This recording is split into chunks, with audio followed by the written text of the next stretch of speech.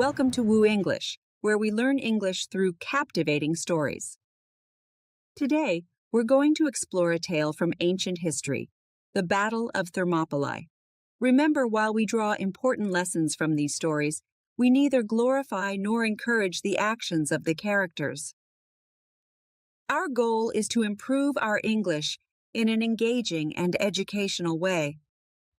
We hope this story not only enhances your understanding of English but also inspires you. If you find this video helpful, please press the like button as it really supports our channel. Don't forget to leave a comment with your thoughts or questions. Let's dive into the story and discover the lessons it holds. Chapter 1. The World of Ancient Greece. In the heart of the Mediterranean Sea lies a land of rocky mountains and deep blue waters. This is Greece, a country made up of many small regions and islands, each with its own unique character. Long ago, these lands were not united under a single ruler, but were divided into city-states, each with its own government and way of life. Among these city-states, two were most famed: Athens, known for its love of wisdom and art, and Sparta, renowned for its harsh military discipline and fearless warriors. While Athens enjoyed exploring the realms of philosophy and democracy, Sparta trained its citizens to be soldiers from a very young age. The lives of these city-states were as different as night and day, yet both contributed to the tapestry of ancient Greek culture. The geography of Greece played a crucial role in shaping its societies. The mountains carved the mainland into isolated regions, making travel by land difficult and fostering a sense of independence in each area. The sea was the great unifier and divider. It allowed for trade and cultural exchange, but also served as a barrier against invaders. The climate of Greece is sunny and dry, perfect for outdoor activities. The ancient Greeks valued physical fitness and often held athletic competitions. These competitions were not just for entertainment, they were seen as a way to honor the gods. The Greeks were deeply religious. They believed in a pantheon of gods who were much like humans in their emotions, but possessed incredible powers. The most important gods lived on Mount Olympus, the highest mountain in Greece. Zeus, the king of the gods, ruled over the sky and thunder. His decisions affected everyone, from the mightiest kings to the simplest peasants. As the years passed, tensions grew between the city-states over land and power. They would often fight against each other, but they could also come together as allies against a common enemy. This unity was tested by the growing threat of the Persian Empire, which sought to expand its territory into Greece. The Persian Empire was vast, stretching from Asia into Africa and Europe, and it was mighty, with resources that far exceeded those of the small Greek city-states. In the early 5th century BCE, a great conflict loomed on the horizon. The Persian king, Darius, furious over the Greeks' previous defiance, vowed to conquer Greece once and for all. As the shadow of war approached, the Greeks had to decide whether to stand together or fall divided. It was in this time of fear and uncertainty that the stage was set for one of the most famous battles in history. The Battle of Thermopylae, where 300 Spartans would make a legendary stand, was not just a clash of warriors, but a moment that would define the spirit of a people. This battle was not simply about territory or power, it was about values, freedom, and the identity of Greece itself. As we delve deeper into this story, remember that the world of ancient Greece was a complex tapestry woven from the threads of conflict, ideology, and culture. Its people were not so different from us, facing choices about how to live and what to stand for. The story of the 300 Spartans at Thermopylae is a testament to their courage and determination, qualities that echo through time and continue to inspire us today. Chapter 2. Rise of the Spartans. In the rugged lands of Laconia, In the heart of the Peloponnese Peninsula of ancient Greece lay the city-state of Sparta. Unlike other Greek city-states known for their art, philosophy, and democracy, Sparta was renowned for its singular focus on creating the most formidable warriors in the known world. The story of Sparta's rise is not just about their military might, but also about the unique society that shaped these warriors from a very young age. Sparta's origins are steeped in the mythology and harsh realities of ancient times. According to legend, the city was founded by Lacedaemon, the son of Zeus and Taygete, who named the city after his wife, Sparta. The historical Spartans, however, trace their roots to the Dorian Greeks, who invaded the region around the 10th century BCE. Over time, the Spartans subdued the local populations, turning them into helots, a class of serfs tied to the land they worked on, which was owned by the Spartan state. The Spartan society was structured around their military needs. From a young age, Spartan boys were trained to be soldiers. At the age of 7, they were taken from their families and placed in the agoge, a rigorous state-run education program that aimed to mold them into skilled warriors and disciplined citizens. The agoge taught more than combat. It instilled values of austerity, endurance, and loyalty to Sparta. Life in the agoge was harsh and competitive. Boys were given minimal clothing and food. They were encouraged to fight one another and learn survival skills like stealth and resourcefulness by stealing food, which was considered an honorable exercise, as long as they were not caught. Physical training was intense and punishing. They learned to endure pain and hardship without complaint, fostering a community that prized collective strength over individual weakness. Girls, too, received a form of state education that was unusual in ancient Greece. They were trained in athletics and dance, not just to maintain physical fitness, but to prepare them to be mothers of strong warriors. Spartan women were known for their outspokenness and freedom compared to their counterparts in other Greek city-states, where women were often confined to the home. As Spartans grew, the expectations placed upon them increased. At 20, Spartan men entered a military mess, a group that they would eat and train with for the rest of their military careers. Although they were considered soldiers at this age, they could not live with their wives until they completed their full military service at 30. This prolonged military commitment ensured that every Spartan man was first and foremost a warrior. The military ethos of Sparta was not without reason. Surrounded by often hostile neighbors and a large population of helots who outnumbered Spartans significantly, the threat of rebellion and invasion was a constant concern. The infamous Battle of Thermopylae, which would later define Spartan legacy, was born from this environment of constant vigilance and preparation. Spartan society was marked by its laconic wit, a term that itself derives from Laconia, the region where Sparta was located. Spartans valued sharp, concise speech and often used blunt statements or clever turns of phrase that could convey complex messages with few words. This linguistic efficiency reflected their pragmatic, no-nonsense approach to life and war. As we reflect on the rise of the Spartans, it becomes clear that their entire society was a fortress. Each Spartan, man or woman, young or old, was a cog in a vast machine geared toward survival and supremacy in a dangerous world. Their lives were shaped by the necessities of their environment, creating a community uniquely adapted to meet its challenges head-on. As we turn our gaze to the events leading to the Battle of Thermopylae, remember the Spartans' rigorous life.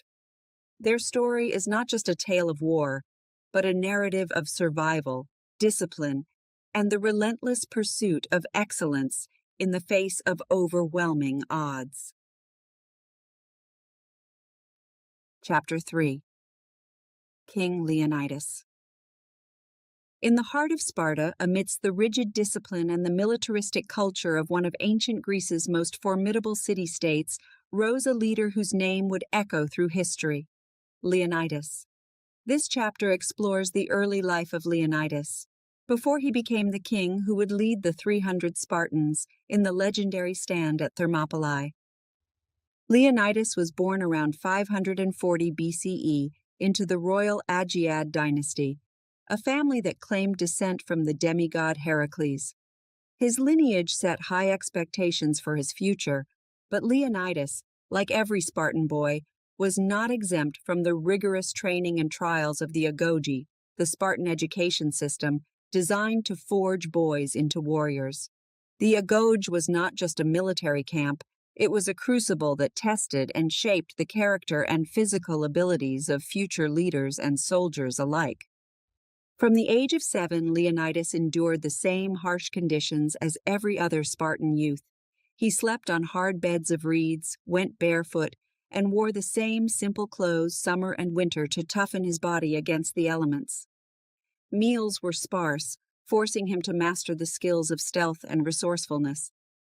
He learned to steal food successfully, an act not of mischief but of survival and strategy, encouraged by his trainers as long as he was never caught.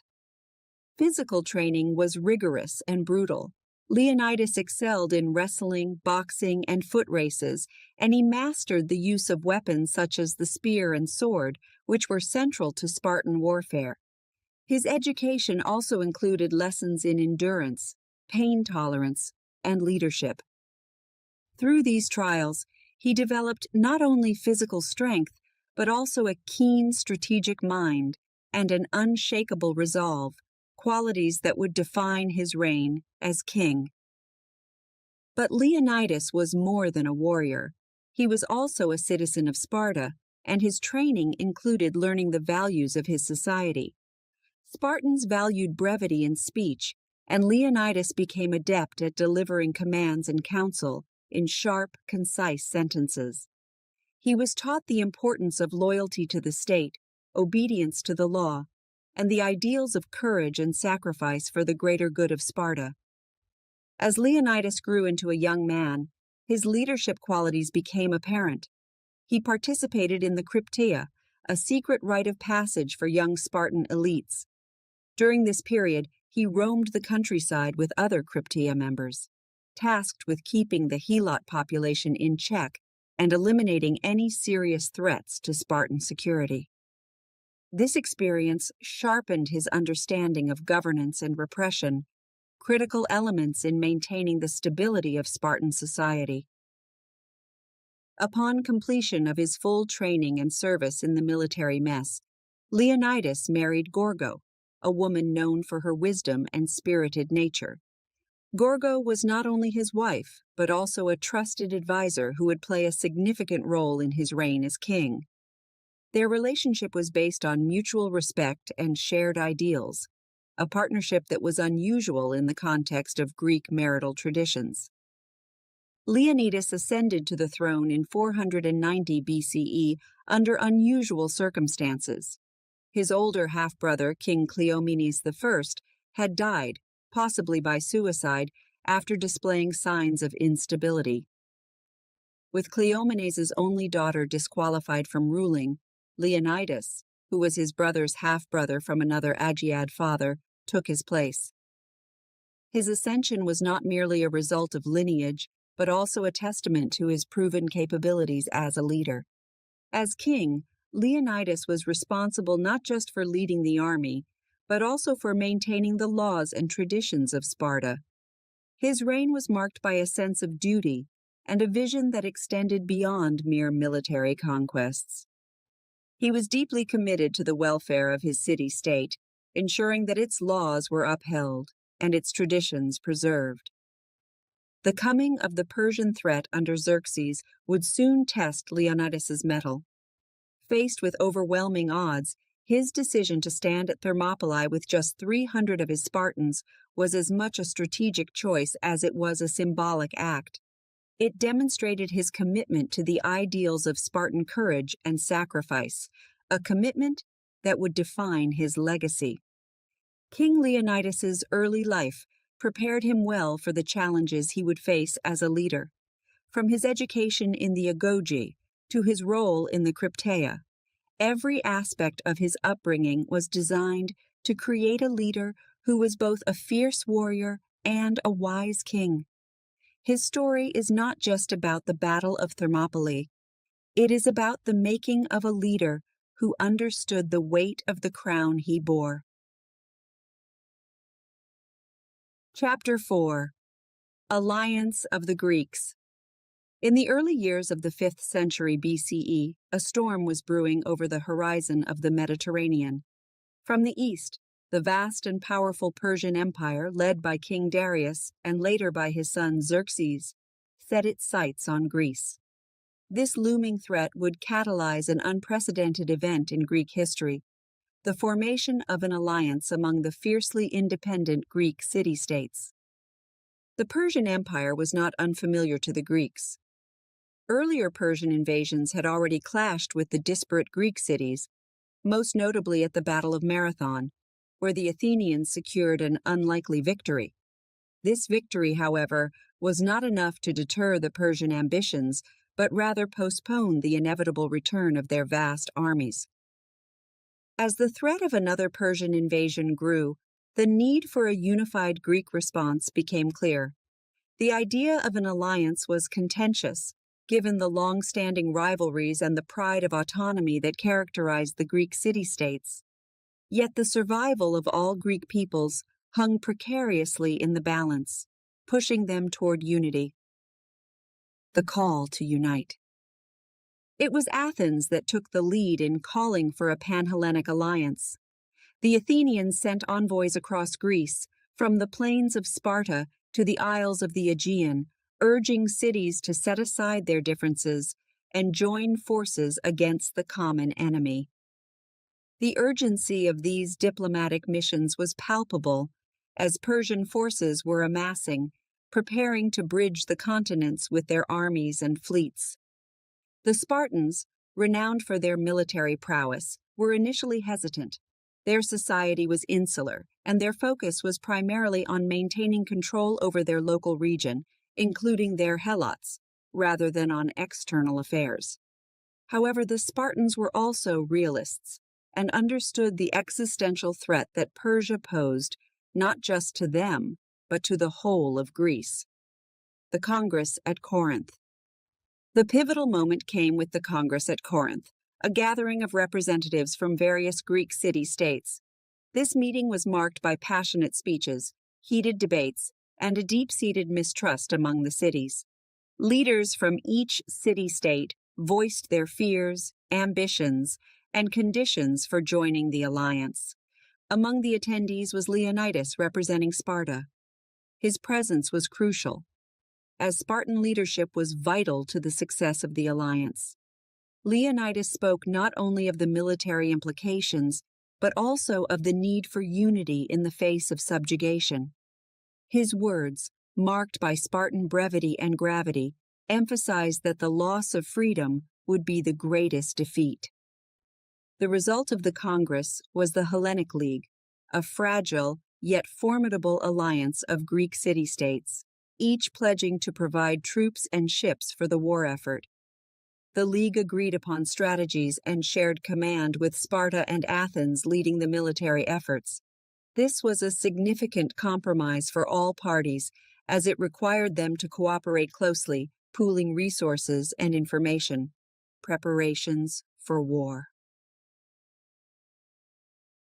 With the alliance forged, preparations began in earnest. Walls were built, fleets were assembled, and troops were trained. The Greek strategy was to defend the narrow pass of Thermopylae on land and block the straits of Artemisium at sea. These choke points were chosen to neutralize the numerical advantage of the Persian forces, allowing the Greeks to exploit their superior knowledge of the terrain and their cohesive fighting techniques. Meanwhile, the Persians advanced, a vast multitude of soldiers from across the empire, their numbers like grains of sand on the shore. Xerxes watched over this force with confidence, believing that no alliance of Greeks could withstand his might, the spirit of unity. As the Persian army drew closer, the Greek forces gathered at Thermopylae, led by Leonidas and his 300 Spartans, alongside thousands of other Greeks from the alliance. The mood among the troops was one of solemn determination. They knew the odds were against them, yet the very act of standing together, Spartans and Athenians, Corinthians and Thebans, was a testament to the power of unity. The alliance at Thermopylae was not just a military maneuver, it was a statement of shared values and collective identity. It was a declaration that freedom was worth fighting for, and that even the greatest of empires could be challenged when free peoples stand together. In the shadow of the impending battle, the Greek alliance shone as a brief yet brilliant moment of unity in a history often marked by division. The stage was set for one of the most iconic stands in military history, where the courage of a few would echo in eternity. Chapter 5. The Threat from the East. As the dawn of the 5th century BCE cast its light across the ancient world, a colossal power was rising in the east. This was the Persian Empire, a vast realm that stretched from the Indus Valley to the shores of the Aegean Sea, encompassing a diverse array of peoples, cultures, and landscapes under its rule. The ambition of the Persian kings knew no bounds, and their eyes were set on the fractious city-states of Greece as the next jewel to add to their imperial crown. The rise of Persia. The story of Persia's ascendancy began with Cyrus the Great, who founded the empire in the mid-6th century BCE. Cyrus was a remarkable leader, known for his innovative military strategies and his benevolent approach to governance. He allowed the peoples he conquered to keep their customs and religions, which helped to stabilize and integrate his vast empire. Under his rule, the Persian Empire swiftly became the most powerful state in the world. Following Cyrus, his son Cambyses continued the expansion, and then Darius the Great came to power. Darius was an administrative genius who divided the empire into provinces called satrapies, each ruled by a governor or satrap. This system allowed for efficient management of a realm that was incredibly diverse and geographically expansive. Darius also embarked on massive construction projects such as the Royal Road, which facilitated rapid communication and troop movement across the empire. Xerxes and his ambitions. After Darius, his son Xerxes took the throne.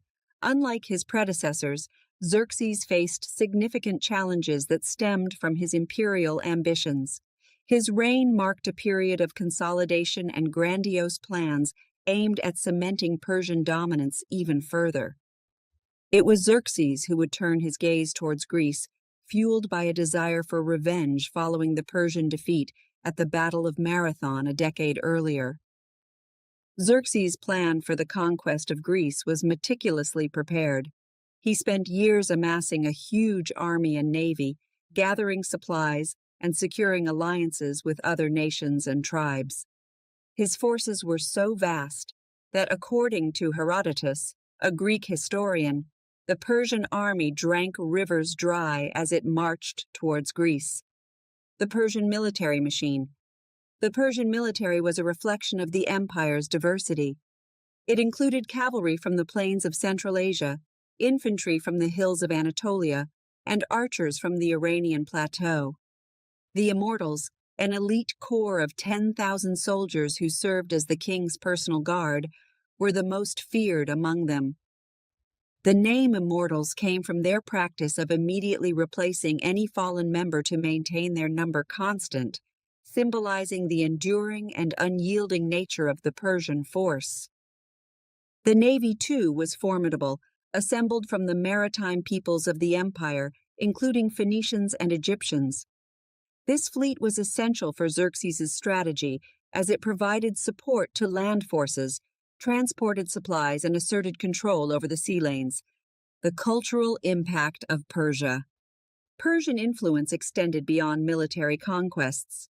The empire was a melting pot of cultures, and this diversity was reflected in its art, architecture, and administrative practices. The royal capital of Persepolis, with its grand palaces and reliefs depicting the king's subjects from all over the empire, stood as a testament to Persian grandeur and the empire's cosmopolitan nature. Moreover, the Persians were pioneers in the arts of diplomacy and espionage, using a network of spies and diplomats to maintain order and gather intelligence across their territories. This complex system helped Xerxes to formulate his strategies and understand the dynamics of the Greek city-states, which were crucial for his invasion plans. Setting the stage for invasion. As Xerxes' mighty army moved westward, the shadow of the Persian Empire loomed large over Greece. The Greeks, aware of the impending threat, were spurred into action, leading to the formation of the Hellenic League. The stage was set for a confrontation that would not only determine the fate of Greece, but also mark a defining moment in the annals of history. The Persian desire to expand, combined with strategic calculations and revenge, drove Xerxes to undertake his massive campaign against Greece. It was an endeavor that would test the resolve and unity of the Greek city-states and showcase the tactical brilliance of leaders like Leonidas of Sparta. Chapter 6. The Call to Arms. As news of the vast Persian army advancing toward Greece spread, a ripple of fear and determination stirred among the Greek city-states. It was a call to arms that could not be ignored. The survival of Greek civilization, its culture and its freedoms were at stake, threatened by a foreign empire with overwhelming might. Each city-state realized that their internal squabbles were trivial compared to the imminent danger.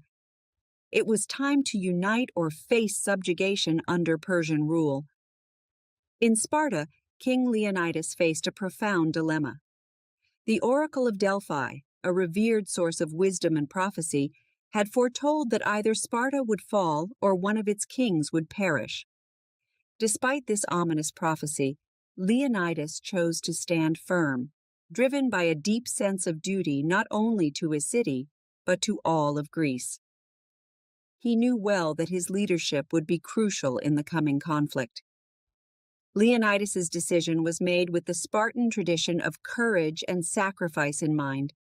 He selected 300 of his best warriors, men who had sons to carry on their family lineage, ensuring that the loss of these soldiers would not mean the extinction of their families. These Spartans were not just warriors, they were symbols of Spartan valor and the embodiment of their society's ideals. Meanwhile, in Athens, strategists and politicians, led by the statesman Themistocles, also prepared for war. Unlike Sparta's focus on land battles, Athens was a maritime power, and their contribution would be naval. Themistocles convinced his fellow Athenians of the necessity to fight at sea, arguing that controlling the waters could provide a strategic edge against the Persian fleet. Athenians, therefore, began readying their triremes, the state-of-the-art warships that would be crucial in the naval battles to come. Across other regions of Greece, messengers ran from one city-state to another, carrying requests for aid and strategic plans. From the rugged landscapes of Corinth to the scholarly halls of Thebes, Greeks from all walks of life answered the call. Farmers left their fields, artisans their shops, and scholars their scrolls to take up arms in defense of their homes and way of life. Each city contributed what they could, be it ships, soldiers, or supplies. The Greek forces gathered at the narrow pass of Thermopylae, known as the Hot Gates, due to its nearby sulfur springs. This choke point was chosen because it neutralized the numerical advantage of the Persian army. The pass was so narrow that only a small number of troops could fight side by side, making it an ideal spot for the Greeks' defensive strategy. Here, Leonidas and his 300 Spartans would make their stand, alongside perhaps as many as 7,000 other Greeks who had rallied to the cause. As the Greeks organized their defense, the Persian army approached, a seemingly endless tide of soldiers and supplies. The sight of the Persian forces would have been daunting to any observer, a vast array of men and materials drawn from every corner of the empire. Yet the Greeks held their ground, their resolve steeled by the knowledge that their actions would echo through history. The night before the battle, the Greek camp was a blend of quiet resolve and somber preparation.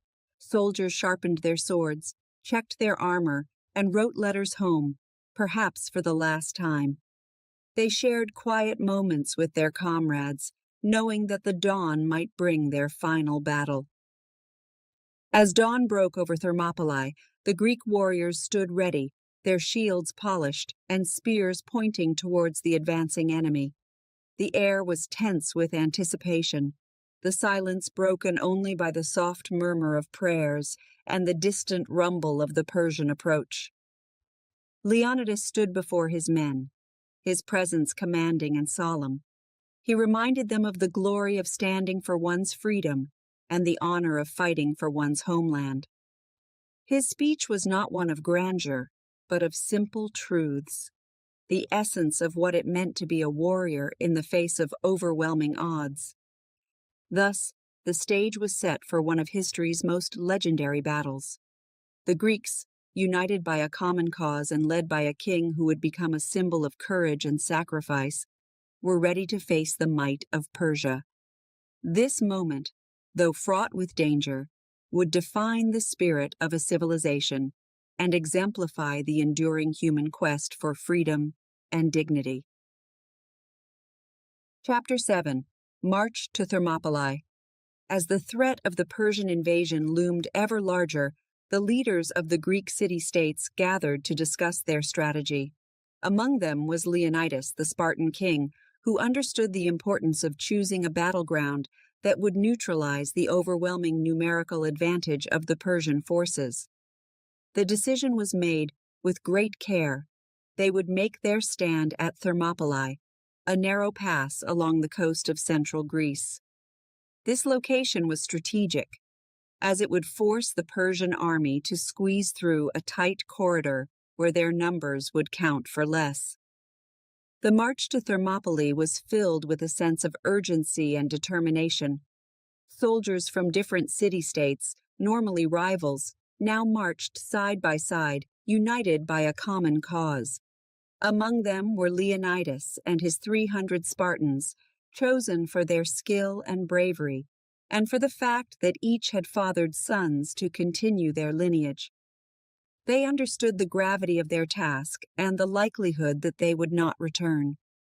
Their commitment to their land and people was reflected in their somber yet resolute demeanor. As they moved through the Greek countryside, local villagers watched in silence, their expressions a mix of fear, hope, and admiration. Some offered food and water, while others joined the ranks, swelling the numbers of the defenders with every mile. The Greeks were not just fighting for their homes, but for the very idea of freedom that their way of life represented. The terrain of Thermopylae was perfect for their needs. The pass was bordered on one side by the mountains and on the other by the sea, making it difficult for the Persians to use their cavalry or to outflank the Greek forces extensively.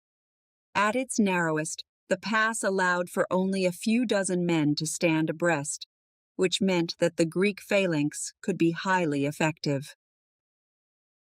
Preparations began immediately upon their arrival. The Greeks reinforced an existing wall at the pass and positioned themselves strategically. The Spartans, with their superior military training, took the lead positions, ready to face the first waves of the Persian assault. They were supported by soldiers from cities such as Corinth, Thespiae, and Thebes, each skilled in their own right, but looking to the Spartans for leadership in this crucial engagement. Leonidas issued orders with clarity and calm, ensuring that every man knew his place and duty. The air was tense as they awaited the arrival of the Persian forces. Scouts reported back on the size and speed of the advancing army, and with each report, the urgency of their task became clearer. Meanwhile, the Persian king Xerxes awaited the submission of the Greeks, sending emissaries to demand their surrender. Leonidas and his men responded with defiance, knowing well that their stand would be remembered by history. According to legend, when told that the Persian arrows would blot out the sun, a Spartan warrior remarked, "Then we shall fight in the shade."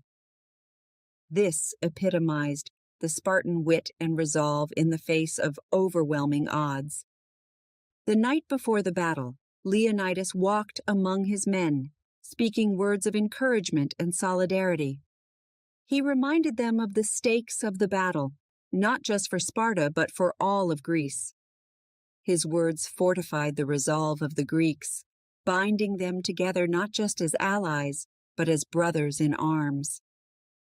As dawn broke, the Greek forces were ready. They stood in formation, shields interlocked, spears pointed outward, forming a wall of wood and iron. The sea behind them roared softly, a stark contrast to the silence of the men waiting. The first sight of the Persian army appeared on the horizon, a massive force moving steadily towards the pass. The ground trembled under the weight of thousands of marching feet, a sound like thunder rolling towards them. In that moment, there was no turning back. The Greeks tightened their grip on their shields and weapons, each man steadying the one beside him. Leonidas took his place at the front, his helmet under his arm, his gaze fixed on the approaching enemy. He placed the helmet on his head, and with a final look at his men, he gave the command to brace for the onslaught. The Battle of Thermopylae was about to begin, and though the Greeks knew the odds were against them, their courage did not waver.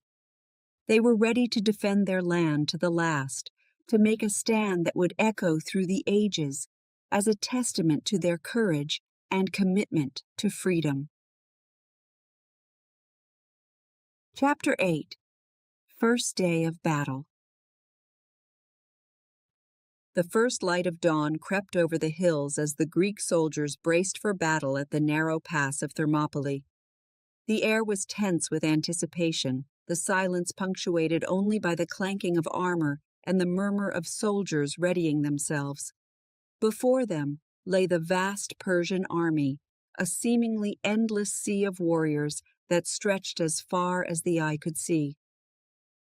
Leonidas stood firm at the front of the Greek formation, his eyes scanning the horizon.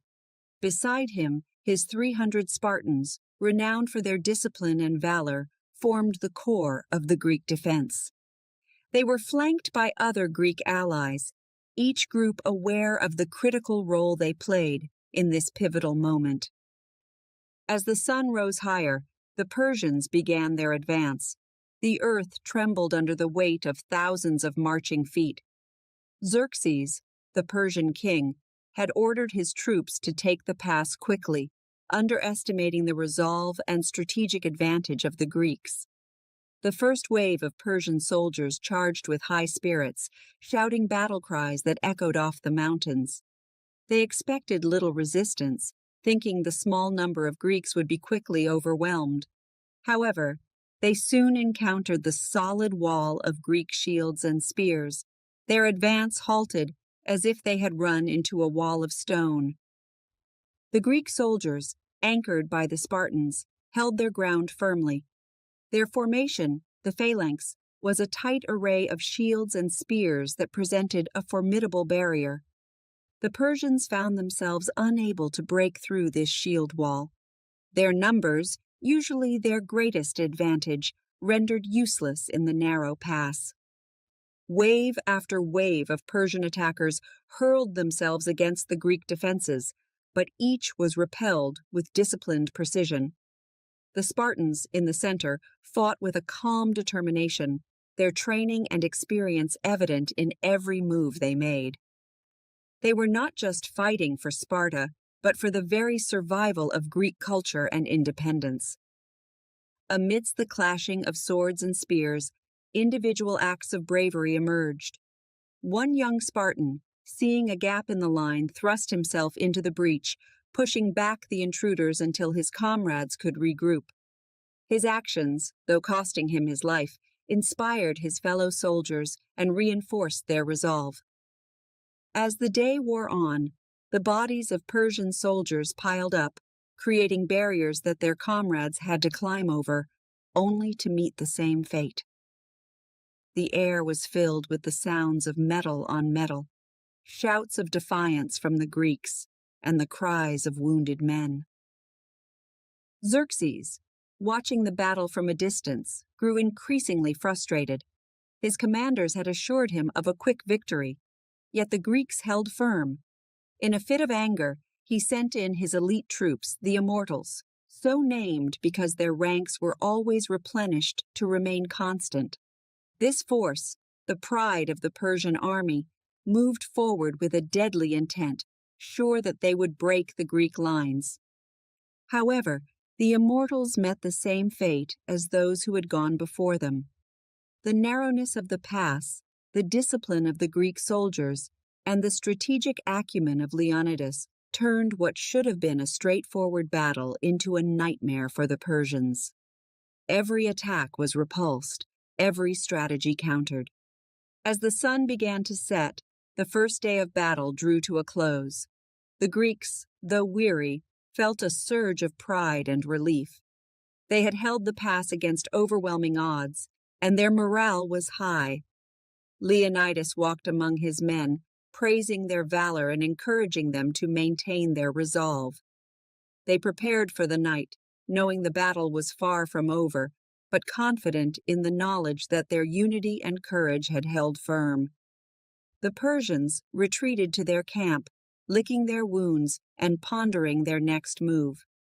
Xerxes was left to ponder the unexpected resilience of this small, determined band of Greeks. The first day of battle at Thermopylae had ended not with the expected victory for the mighty Persian Empire, but with a defiant stand by the Greek alliance. Chapter 9. Spartan Valor. The second day of battle at Thermopylae dawned with a heavy air of anticipation. The Greek soldiers, having held their ground against the first day's assaults, prepared for another series of fierce encounters. The narrow pass, littered with the debris and fallen from the previous day's combat, served as a grim reminder of the battle's ferocity. Yet, amidst this somber scene, the spirit of the Greeks remained unbroken, bolstered by their initial success. As the morning mist began to lift, Persian forces once again advanced. This time, Xerxes had deployed additional units, hoping to overwhelm the Greeks by sheer force. However, the Greeks, led by Leonidas and his Spartans, were ready. Their strategy was clear: hold the line at all costs, use the terrain to their advantage, and maintain the cohesion that had served them so well. The Spartans, at the heart of the defense, displayed remarkable valor and tactical skill. Their use of the phalanx formation, a tight interlocking shield wall bristling with spears, proved devastatingly effective.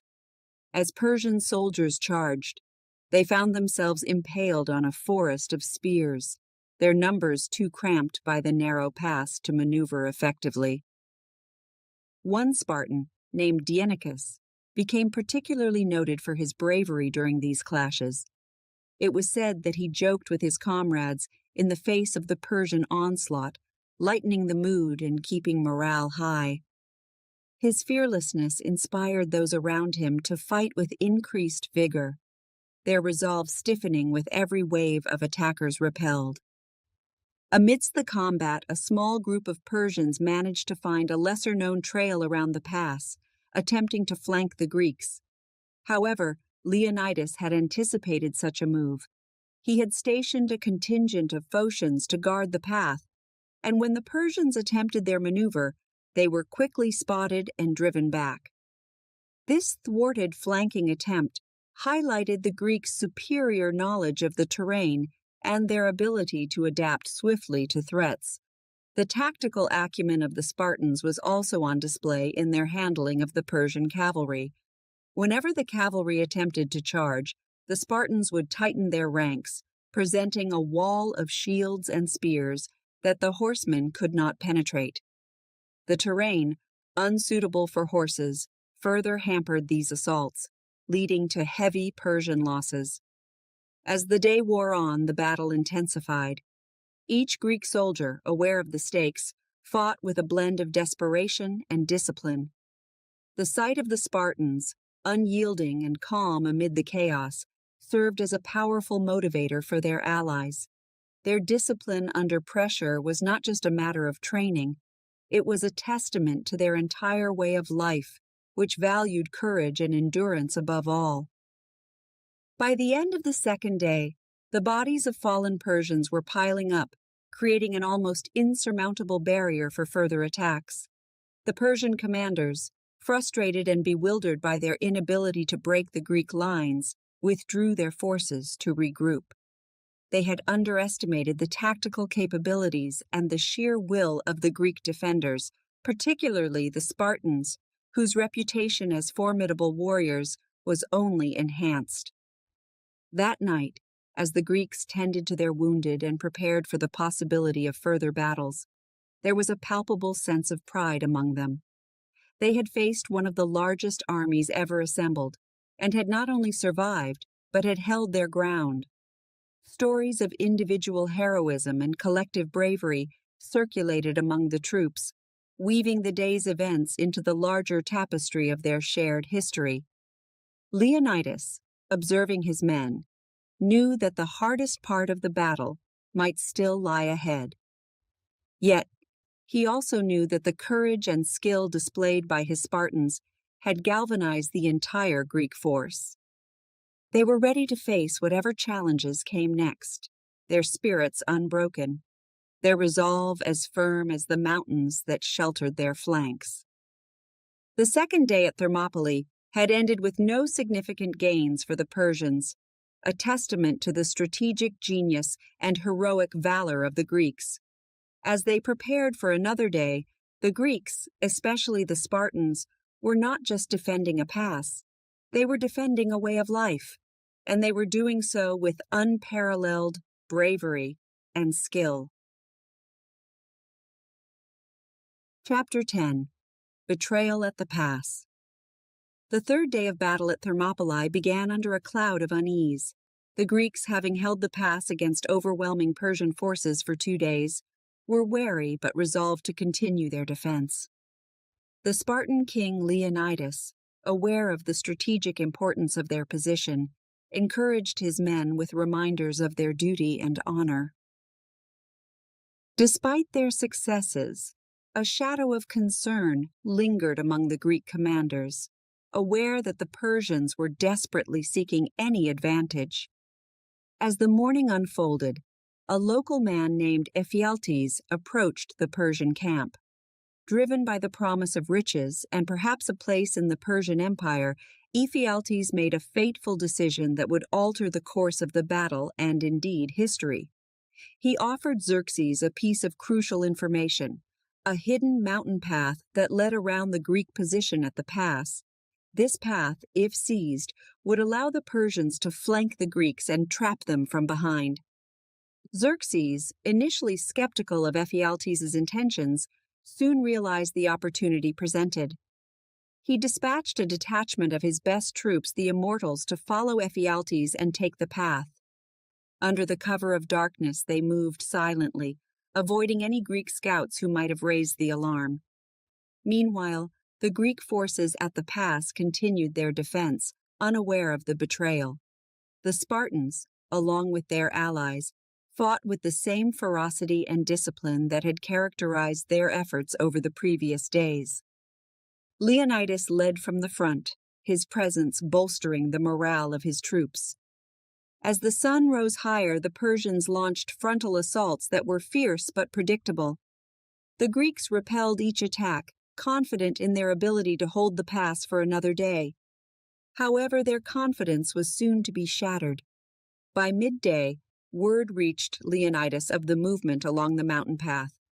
A Phocian contingent, which had been assigned to guard that route, sent messengers in haste.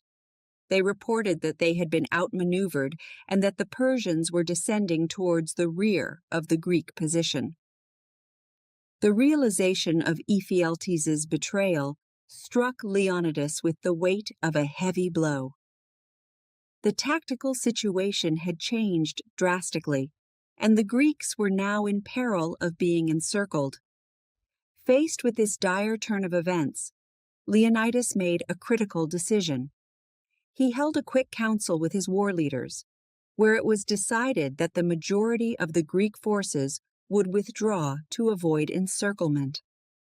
However, Leonidas and his 300 Spartans, along with a few hundred Thespians and Thebans who refused to retreat, would stay behind to cover the withdrawal of their allies. This decision was marked not by despair, but by a profound sense of sacrifice.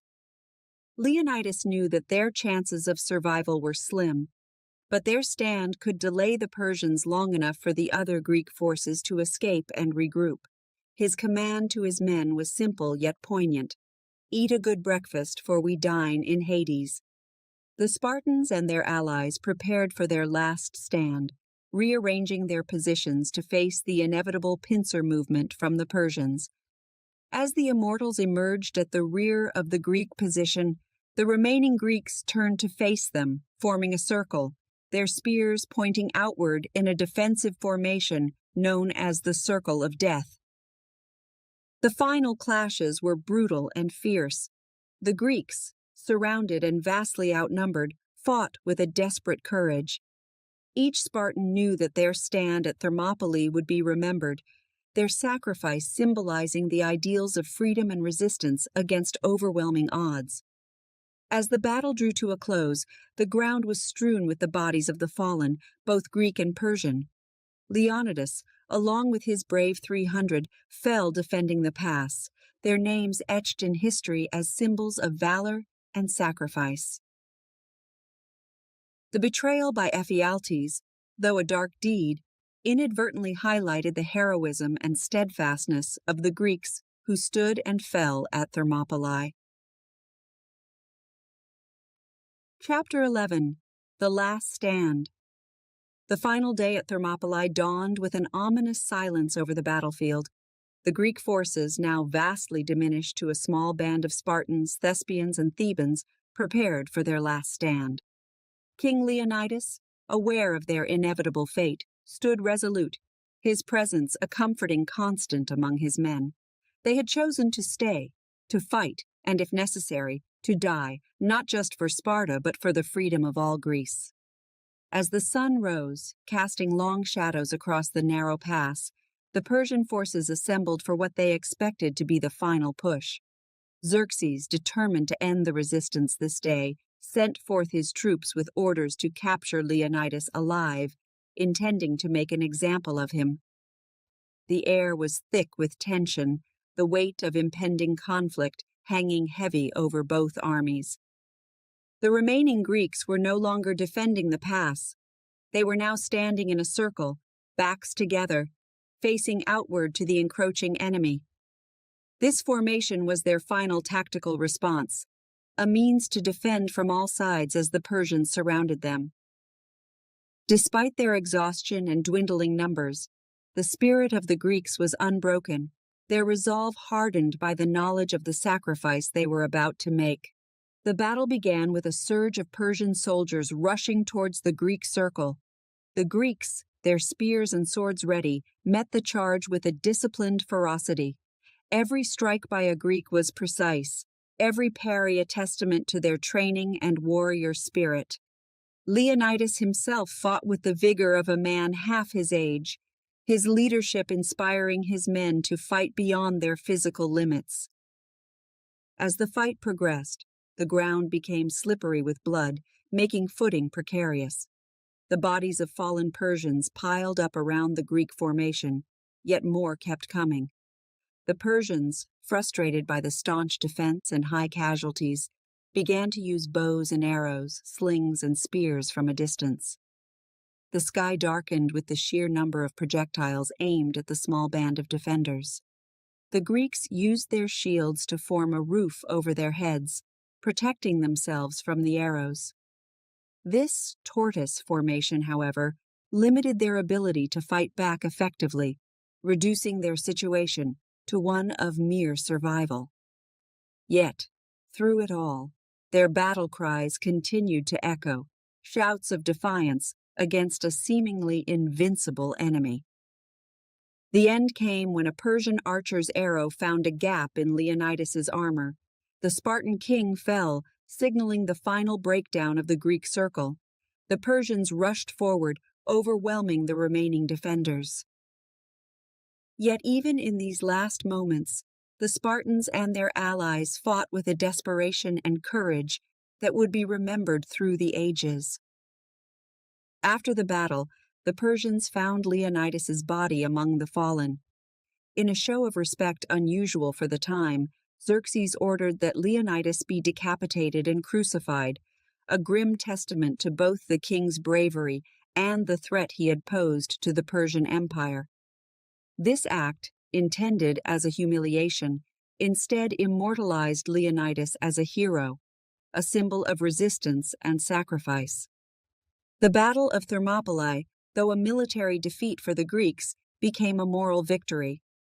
The sacrifice made by Leonidas and his men inspired the rest of Greece to rally, to unite against the Persian invader with renewed vigor and determination.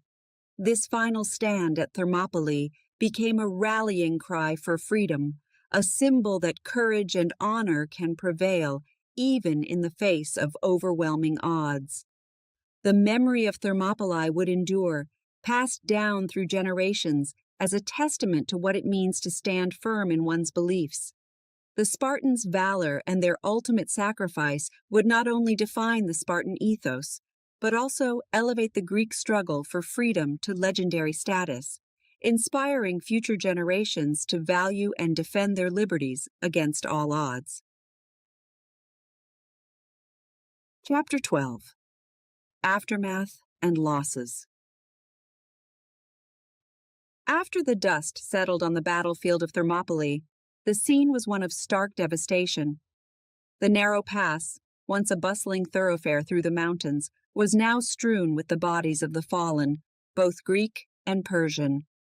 The loss of life was immense, and the air was heavy with the scent of blood and the moans of the wounded. The aftermath of the battle brought a sobering reality to the Greek city-states. The heroic stand of Leonidas and his 300 Spartans, along with their Thespian and Theban allies, had ultimately failed to stop the Persian advance. The path was now open for Xerxes and his vast army to march towards the major Greek cities, including Athens. News of the defeat and the sacrifice made at Thermopylae spread quickly across Greece, carried by survivors and messengers who had witnessed the last stand. The story of the battle stirred a profound sense of urgency and unity among the Greeks. It was no longer a distant threat, but a stark reality that their homeland was in imminent danger of conquest and subjugation by the Persian Empire. In Athens, the response was immediate and drastic. Themistocles, the Athenian general who had long advocated for a strong navy, now saw his strategy come into focus. Understanding that Athens could not be defended on land against such a large army, he ordered the evacuation of the city. The Athenians took to their ships, many carrying only their most precious possessions. The city was left virtually abandoned, its temples and homes standing empty, awaiting the arrival of the Persian forces. The Persian army continued its march unopposed, reaching and sacking Athens. The temples on the Acropolis were burned, and the city was looted. However, the majority of the Athenian population had escaped to safety, thanks to the foresight of Themistocles. The naval fleet of Athens, now bolstered by additional ships from other Greek city-states who had heeded the call for unity, prepared for the next crucial engagement that would decide the fate of Greece, the Battle of Salamis. Meanwhile, the Spartans faced criticism back home. The decision of Leonidas to sacrifice himself and his men was met with mixed emotions. While many hailed them as heroes, others questioned the wisdom of sacrificing the king and such a large number of Spartans for a cause that seemed at the time hopeless. However, the sacrifice at Thermopylae became a rallying point for all of Sparta, and indeed for all of Greece. It embodied the ultimate expression of the Spartan values of courage, duty, and sacrifice for the greater good. The impact of the Battle of Thermopylae on the Persian forces was also significant. While they had won the battle and broken through the pass, their losses were enormous. Xerxes' army, though still large, had been diminished and demoralized by the unexpectedly stout resistance they encountered. The myth of Persian invincibility had been shattered, giving the Greek city-states renewed confidence in their ability to resist and eventually repel the invaders. As the Greeks regrouped for the naval confrontation at Salamis, the spirit of Thermopylae lingered in their hearts and minds. The memory of the Spartans' sacrifice inspired a fierce determination that pervaded the Greek ranks. Their unity, bolstered by the shared sacrifice at Thermopylae, became their strength. The forthcoming naval battles would rely not just on strategy and strength, but also on the indomitable will that the Spartans had epitomized in their final stand. The aftermath of Thermopylae, therefore, was a complex tapestry of loss, inspiration, and renewed determination. It set the stage for the subsequent battles that would ultimately determine the course of the Greco-Persian Wars. The sacrifices made by Leonidas and his men were not in vain. They became the cornerstone of the legendary Greek resistance that would eventually see the Persians retreat from their lands. Chapter 13. Impact on Greek Strategy. The Battle of Thermopylae, while a defeat for the Greeks, was far from a strategic failure. Its outcome had a profound and lasting impact on the subsequent strategies employed by the Greek city-states in their ongoing conflict with the Persian Empire. The stand made by Leonidas and his men was not just a demonstration of valor, but a strategic act that shaped the course of the war. After Thermopylae, the Greek forces were galvanized by the sacrifice made by the Spartans and their allies. The battle served as a rallying point, a stark reminder of what was at stake: freedom from Persian domination. This newfound unity among the Greek city-states was crucial, as disunity had previously been one of their greatest weaknesses. Themistocles, the Athenian leader, became a central figure in shaping Greece's strategic response following Thermopylae. He argued that the sea was where the Greeks could make a definitive stand against the Persian navy, which was an integral part of Xerxes' invasion force.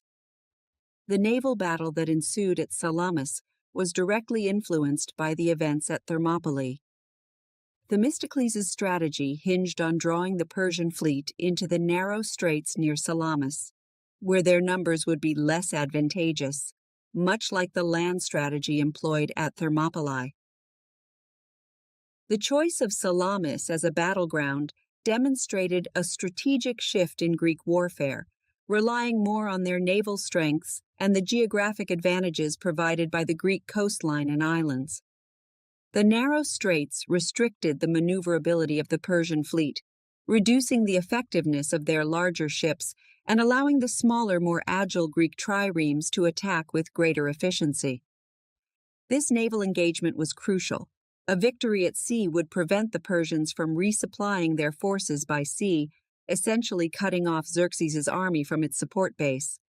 The Greek victory at Salamis, therefore, was not just a tactical win, but a strategic turning point that severely hampered the Persian campaign. The success at Salamis led to increased confidence among the Greek city-states. The morale boost from winning a significant engagement, combined with the strategic upper hand gained by disabling the Persian navy, led to more coordinated efforts among the Greeks. This unity and renewed strategic focus were evident in the subsequent Battle of Plataea, where Greek forces once again faced the Persian army on land. At Plataea, the Greeks, now more unified than ever, employed a strategy of cohesive defense followed by a carefully timed counterattack.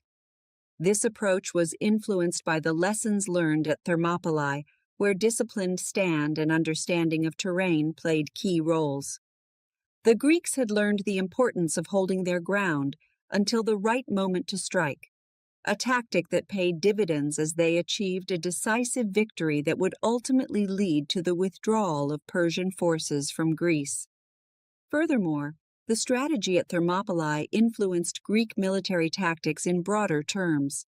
The concept of a united front, both in literal and figurative terms, became a hallmark of Greek defense strategy. City-states that had once viewed each other with suspicion began to see the value in cooperation against a common enemy. This shift toward greater unity and collaboration can be traced back to the example set by the defenders of Thermopylae. The cultural impact of Thermopylae on Greek strategy was also significant. The battle became a symbol of heroic resistance and strategic sacrifice. It was studied by military leaders and used as a motivational example for soldiers in subsequent generations. The ethos of fighting for freedom and the willingness to make the ultimate sacrifice for the greater good were ingrained in Greek culture, influencing not just military strategies but also political and social structures. Chapter 14. Echoes of Glory. The Battle of Thermopylae, though a military defeat for the Greeks, left an indelible mark on the consciousness of Greece and the wider world. Its legacy, carried through centuries, has become a symbol of courage and sacrifice against overwhelming odds. The echoes of this historic stand resonate not only in the annals of military history, but also in literature, art, and modern culture. Centuries after the battle, the story of the 300 Spartans led by King Leonidas continued to inspire generations. The Spartans' willingness to face certain death for the freedom of their homeland became a powerful narrative, celebrated in poems, plays, and stories that emphasize themes of heroism and valor. This narrative helped shape the Greek identity, emphasizing the virtues of bravery and self-sacrifice that became central to Hellenic culture. One of the most significant impacts of Thermopylae was on Greek morale and unity. The battle demonstrated that even a small force, when strategically savvy and resolute, could hold back the largest army long enough to make a difference. This lesson was instrumental in subsequent battles of the Greco-Persian Wars, particularly in the naval victory at Salamis and the decisive Battle of Plataea, which ultimately saw the Greeks victorious over the Persians. The spirit of Thermopylae, with its emphasis on collective effort and sacrifice, helped forge a more unified Greek alliance. In addition to its military and cultural impacts, the story of Thermopylae also influenced political thought in ancient Greece and beyond. It underscored the value of standing up for one's principles and the importance of leadership and courage. Philosophers like Plato and later thinkers would refer to the example of the Spartans at Thermopylae when discussing ideals of governance, justice, and personal conduct. The reverence for the Spartans and their stand at Thermopylae was not limited to ancient Greece. Over the centuries, numerous Western political leaders, writers, and philosophers cited Leonidas and his men as an embodiment of courage and a steadfast resistance in the face of tyranny. Their story has been used in political rhetoric to inspire soldiers and citizens alike, particularly in times of war or national crisis. In modern times, the legacy of Thermopylae has permeated various forms of media and popular culture. Films, documentaries, and books have portrayed the battle and its participants, often highlighting the dramatic last stand of the Spartans. These modern adaptations have sometimes taken liberties with the historical facts, but the core message remains consistent: a celebration of heroism and sacrifice for a cause greater than oneself. Educationally, the Battle of Thermopylae is a staple in the study of ancient history, offering lessons on strategy, leadership, and the clash of civilizations. It serves as a case study in how a pivotal moment can alter the course of history and how the actions of a few can resonate across time.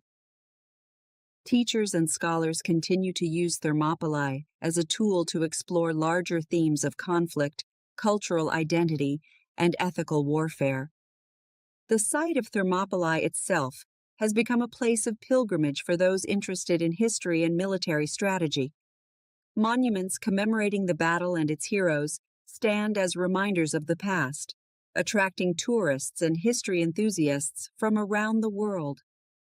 These monuments not only honor those who fought and died, but also serve as a testament to the enduring appeal and relevance of their sacrifice. Thermopylae's lasting impact is a testament to the power of storytelling and its ability to convey universal truths through specific historical events. The battle exemplifies how acts of valor and determination in the face of overwhelming odds can inspire beyond their immediate context, influencing subsequent generations and cultures. It reminds us that sometimes the true victory lies not in the outcome of a battle, but in the legacy it leaves behind, echoing through ages as a symbol of perseverance, unity, and the human spirit's indomitable will. Chapter 15. The 300 Today. The story of the 300 Spartans at Thermopylae has transcended the confines of history to become a cultural icon, influencing a wide range of modern media and public consciousness. Today, the legacy of these warriors is not only preserved through texts and academic study, but also vividly alive in films, literature, and various forms of art. This enduring appeal reflects not just an interest in their heroic stand, but also a broader fascination with their principles of courage and sacrifice. In contemporary cinema, the Battle of Thermopylae has been depicted multiple times, most notably in films that dramatize the event with intense visual and narrative flair. These movies often emphasize the stark contrast between the small band of Greeks and the vast Persian army, highlighting themes of bravery against impossible odds.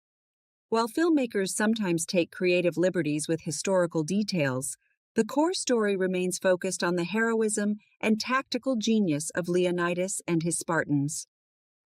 Through these portrayals, a new generation learns about Thermopylae not in the dry pages of history books, but in the compelling, action-packed sequences of modern filmmaking. Beyond the silver screen, the Spartans' influence can be found in literature, where numerous books and novels recount the events of Thermopylae. These works range from historically accurate accounts to more speculative interpretations that explore the personalities and possible conversations of those who fought. Through these narratives, authors attempt to capture the human element of the battle, providing insight into what the Spartans might have felt and thought in their final hours. This approach helps to humanize the historical figures, making their experiences more relatable to contemporary readers. Graphic novels and comics have also played a significant role in popularizing the Spartan story, with vivid illustrations that bring the battle to life. These publications often focus on the visual representation of Spartan discipline and the physicality of their stand, using a graphic style that appeals particularly to younger audiences. This form of media not only entertains, but also educates, introducing the historical event in a format that is engaging and accessible. In the realm of digital media, video games and virtual reality experiences have begun to feature the Battle of Thermopylae, allowing players to immerse themselves in the historical context. These platforms offer an interactive experience, where players can strategize like Leonidas, making critical decisions and experiencing the consequences firsthand. Such interactive experiences deepen the engagement with the historical event, providing a personal sense of involvement in the Spartans' legendary last stand. Educationally, the story of the 300 Spartans is used to teach various lessons beyond simple historical facts. In classrooms around the world, educators use Thermopylae as a case study in ethics, leadership, and strategy. The battle provides a basis for discussions about moral decisions in impossible situations, the qualities of effective leadership, and the impact of tactical choices. Such discussions help students apply ancient history to modern dilemmas, drawing lessons from the past to inform the present. Moreover, the story of Thermopylae and the 300 Spartans has found a place in motivational and leadership training, where their discipline and commitment are presented as exemplary qualities. In seminars and workshops, the Spartans are often used as a metaphor for facing business or personal challenges, encouraging individuals to maintain their resolve and integrity in the face of adversity. Public monuments and memorials dedicated to Leonidas and his Spartans also serve as a reminder of their sacrifice. These sites are not only tourist attractions, but also places of homage where people from all over the world come to pay respect to the ideals embodied by the 300. These memorials ensure that the story of Thermopylae continues to inspire and educate, bridging the gap between ancient history and modern relevance. The legacy of the 300 Spartans at Thermopylae thus remains vibrant in contemporary culture. Their story resonates not because it is a tale of victory in the traditional sense, but because it is a narrative of enduring human spirit, moral strength, and the profound impact of standing firm for one's principles. As long as these values remain relevant, the story of the 300 will continue to inspire and be remembered, echoing through the ages as a symbol of ultimate bravery and sacrifice. Chapter 16. Echoes of Glory. The Battle of Thermopylae, though a military defeat, left a profound legacy that has echoed through history, inspiring countless generations. It is a story that transcends time, captivating the imagination of people across different ages and cultures. The Spartans' valiant stand has become a symbol of courage and self-sacrifice in defense of freedom, and has been celebrated in various forms of art, literature, and education. The echoes of Thermopylae are found deeply embedded in the cultural fabric of Western civilization. The battle is often cited as one of the greatest examples of bravery against overwhelming odds. Historians and philosophers have pondered the Spartans' decision to fight to the death, viewing it as an ultimate act of loyalty and dedication to their city-state. This narrative has been used to teach lessons about duty, sacrifice, and the importance of standing firm in one's convictions. In literature, the story of the 300 Spartans has been retold in countless ways, from ancient texts by Herodotus, who provided the first recorded history of the battle, to modern novels and poems that explore the thematic depths of the conflict. These literary works often highlight the dramatic tension of the battle and the stark contrast between the small Greek force and the vast Persian army, emphasizing the heroism of the defenders. Visual arts have also played a significant role in immortalizing Thermopylae. Sculptures and paintings throughout the centuries have depicted Leonidas and his Spartans in heroic poses, often idealized to emphasize their bravery and virtue. These artistic interpretations serve not only as reminders of the battle, but also as inspirations for viewers to contemplate the values represented by these figures. Cinema and television have brought the Battle of Thermopylae to life for contemporary audiences. Films such as 300 Inches dramatize the event with a mix of historical elements and artistic interpretation, using the power of visual media to enhance the dramatic effect. While these portrayals may sometimes stray from historical accuracy, they succeed in conveying the emotional and moral essence of the story, engaging a global audience and renewing interest in ancient history. In education, the Battle of Thermopylae is a staple in the study of ancient Greek history. It provides a focal point for discussions on military strategy, political alliances, and the cultural values of honor and freedom that defined Greek society. Educators use Thermopylae as a case study to stimulate discussion among students about the complexities of war, leadership, and ethical decision-making. The legacy of Thermopylae also extends to the world of military strategy and leadership training. The Spartans' tactics and their collective bravery are studied in military academies around the world. Lessons drawn from Leonidas's leadership are applied to modern scenarios, teaching cadets and corporate leaders alike the importance of resolve and strategic planning under pressure. Moreover, Thermopylae has become a symbol of resistance against oppression. Throughout history, various leaders and movements have evoked the memory of the Spartans' stand as a metaphor for defiance in the face of tyranny. This aspect of Thermopylae's legacy highlights its relevance not just as a historical event, but as a perennial source of inspiration for struggles for freedom and justice. Public commemorations and memorials dedicated to the Battle of Thermopylae further cement its place in cultural memory. These sites attract visitors from all over the world who come to pay homage to the Spartans who fell defending their homeland. The memorials are not just tourist attractions, but sacred grounds that remind us of the enduring human spirit and the virtues of courage and sacrifice. The impact of Thermopylae continues to resonate today, its story offering timeless lessons that remain relevant in contemporary society. The battle exemplifies how a determined stand, even in the face of certain defeat, can inspire others for generations. It teaches us about the values of bravery, unity, and the enduring fight for freedom, making the story of the 300 Spartans not just a historical event, but a lasting symbol of heroism and endurance. Chapter 17. Glossary. This glossary is designed to help you understand some of the key terms and phrases mentioned throughout the biography of the Battle of Thermopylae. Each word is followed by a simple definition and, where necessary, a brief explanation to help you grasp the historical context and significance of the concepts discussed. 1.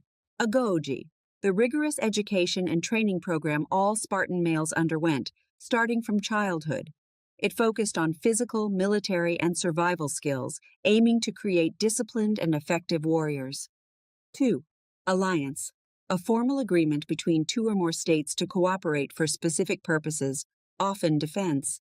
In the context of the Greek city-states, alliances were crucial in forming a united front against common enemies like the Persian Empire. 3. Archers, soldiers who use bows and arrows for fighting. Persian archers were known for their ability to shoot a large volume of arrows that could cover a significant area during battle. 4. Cavalry, soldiers who fight while riding horses. Cavalry was an important part of ancient armies, used for quick attacks and for chasing down fleeing enemies. 5. City-state, a city that with its surrounding territory forms an independent state. Ancient Greece was made up of many city-states, including Sparta and Athens, each with its own government and laws. 6. Democracy, a system of government where the whole population or all eligible members of a state, typically through elected representatives, have a say in decisions. Athens was known for developing one of the earliest forms of democracy. 7. Helots, the serf class in Spartan society, primarily non-Spartan locals who were conquered and turned into state-owned serfs to work the lands and perform domestic duties. 8. Hoplite, a heavily armed foot soldier of ancient Greece, typically equipped with a long spear and a large shield. Spartan hoplites were renowned for their discipline and military skill. 9. Immortals, an elite fighting force of the Persian army, so named because their numbers were always maintained at exactly 10,000. When a soldier was killed, he was immediately replaced to keep the force at full strength. 10. Infantry, soldiers who fight on foot, especially in ancient and medieval times, forming the main part of an army's forces. 11. Leonidas, king of Sparta, who is famous for leading the Spartan forces during the Battle of Thermopylae. He is celebrated for his heroic stand and leadership during the battle. 12.